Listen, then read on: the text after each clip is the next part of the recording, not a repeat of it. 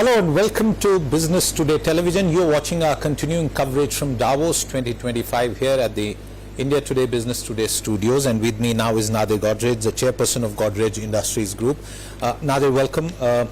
You are one of the oldest regular visitors to the forum, and this year the theme is the intelligent age. But before we get into the theme, I just want you to reflect on the fact that we have a new president taking office in literally hours from now in the United States, and it's going to be a development that's already sort of sent a lot of signals all across the world. From a India economy and India corporate perspective, what do you make of President Trump's second coming? Yes, President Trump has said a lot of things. We'll have to wait and see what he actually does. Tariffs are some of the things he's talked about. Annexing neighbors are some of the things he's talked about. But from an Indian perspective, I don't think there is much to be feared unless some high tariffs are put on Indian goods. He has in the past complained about high Indian tariffs. So it would be good if we proactively reduce some of our tariffs to fend off any attack. On the other hand, if something happens with higher tariffs for China, India could well be the beneficiary of that. But once again, with Musk playing a role in the new administration, he might prevent high tariffs on China. Nadir, one of the things that we've spoken about right here Yes. is the China plus one. Yes. In the last couple of years, the jury is still out on how much of that has really happened, and we also know that China hasn't made it easy for firms to relocate to India. You mentioned this point. Are you more hopeful this time around? I'm very hopeful this time around, but there will be challenges. Two factors. China is sometimes preventing the process of know-how transfer. I think Foxconn has been complaining that some of the key people from China were unable to come to India. The other factor is that China has a lot of overcapacity and is discounting prices tremendously. Even with high tariffs, they could probably sell into the US. The one positive factor is that people want to have more options. We also saw during the pandemic, although we could get supplies from China cheaper, it was so unreliable that we had to make our own production of those chemicals as well. And of course, when we could get it cheaply from China, we bought from China. When there were issues, we made it ourselves. Nadir, the supply side disruption post-COVID across not just the sectors that you work in, across industry in India were very significant. Do you think that Trump-led tariff war, China's reactions, and other matters of instability would perhaps lead to a similar supply-side disruption?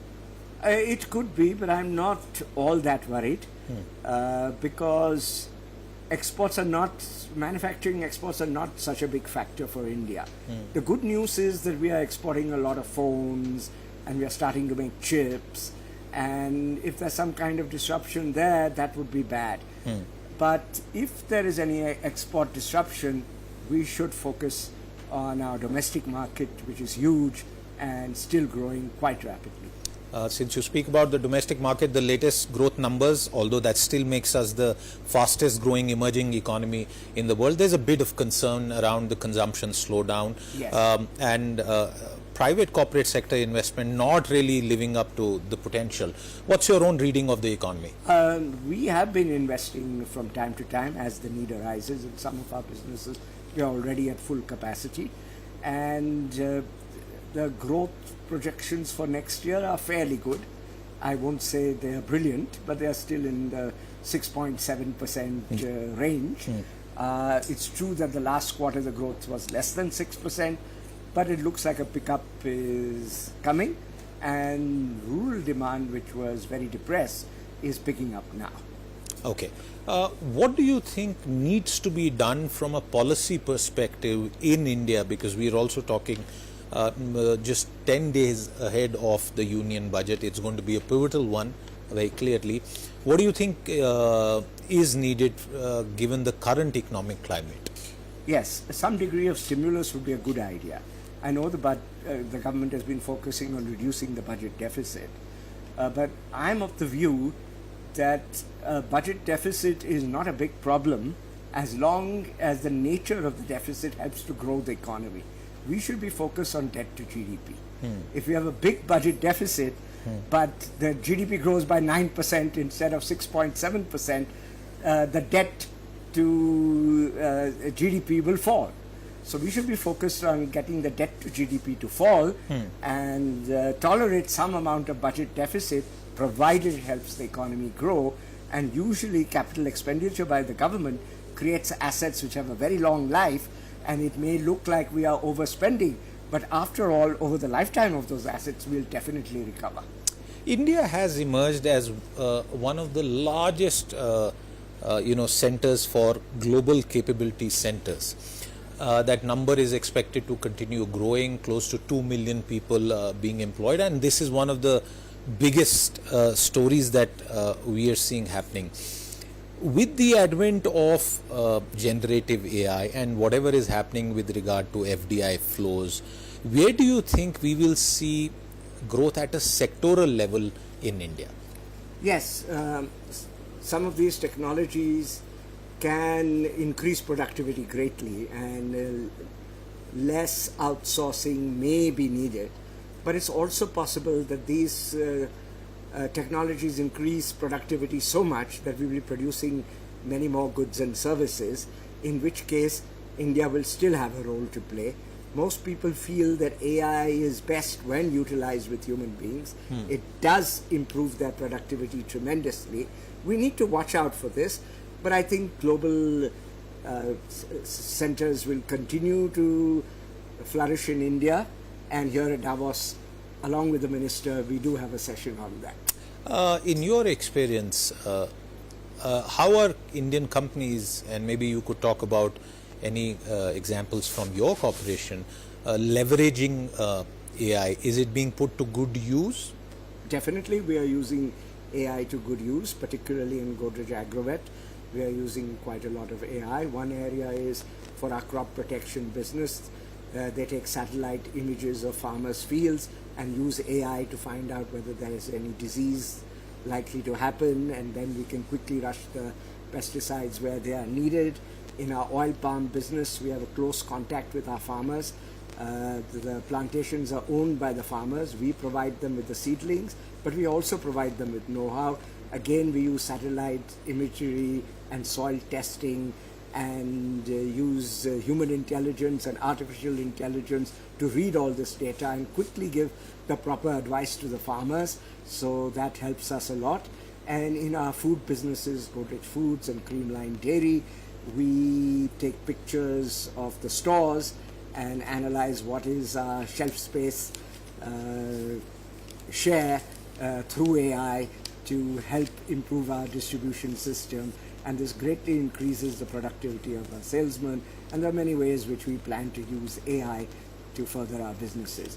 We also use it in the properties business, but I don't have too many of the details, but we also design future properties and allow the people to experience them through AI. This is all very interesting, but if I was an employee of your group in any profile, should I be worried that an AI agent could replace me anytime soon? This has always been the fear with technology, and we can't be sure that this will still be the case now. But in the past, productivity increases have been so huge that we've always been able to employ people. This is going to be more of a challenge now, but let's hope that we have such huge productivity increases and consume more that we will be able to employ everybody, and consuming a lot can make it unsustainable, but hopefully AI can give us solutions to make us more sustainable as well. Nadir, you've seen the age of the internet. Yes. You've seen the era before that, and we are now in the age of generative AI, the intelligent age, as the World Economic Forum calls it.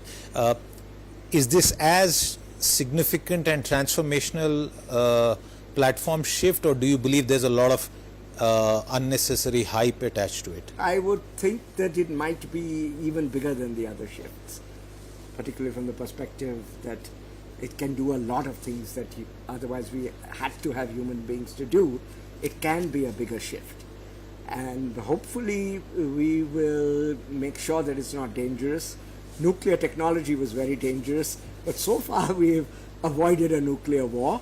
Let's hope with AI also. More people have been killed with conventional weapons than Right, and we've used nuclear power for energy, and nuclear power has no carbon emissions. It's one way of solving the climate crisis. So let's hope we use AI for good purposes, but we have to keep a check on AI. We have to make sure that AI is used for good purposes and not for bad purposes. Do you look at AI as a tool to improve your bottom line or to improve your business processes? Both. If we improve our business processes, our bottom lines are bound to improve, and also to improve our sustainability. AI can be used to reduce our carbon emissions. AI can be reduced to improve wellness. There are many uses of AI, and let's hope we use it wisely. Will AI also leave behind those employees who do not reskill? That is always a danger, and I think it's a very good idea for companies themselves to do the reskilling. It's good for the company, it's good for the employees, and it's good for relations between the company and society. As we wind down this conversation, the sun is very bright on our backs here, which is a rarity. I want to ask you about the India presence here, and I do this with all CEOs because, and you know this for many years now. By the way, what's the count on this visit? How many times have you come to Davos, including? I don't remember, but I guess it's about 12 times. Okay. The first time I came, I do remember, was in 1998.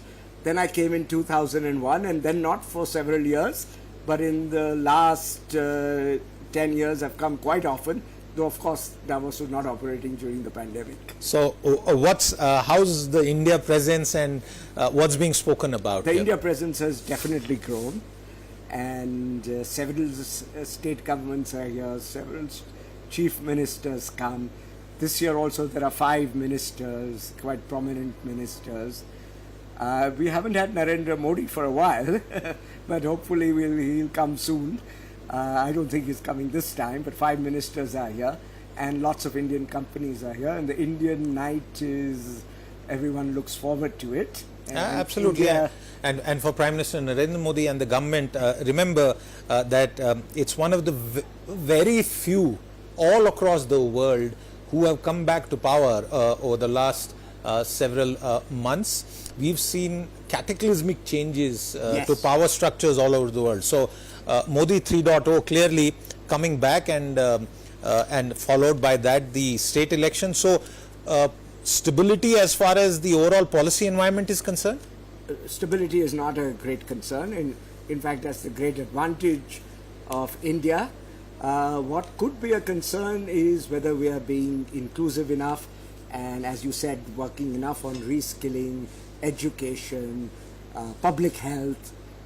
These problems still have to be tackled in India, though a lot of progress has been made. And I have no doubt if these problems are tackled, we will have 9% growth, which we need for our Viksit Bharat targets. Absolutely. Couldn't have been a better ending to this conversation with Nadir Godrej. Viewers, we'll slip into a short break. When we come back, we'll continue our live coverage here from Davos. Do stay tuned in. Thank you so much. Thank you. That was very nice. Good.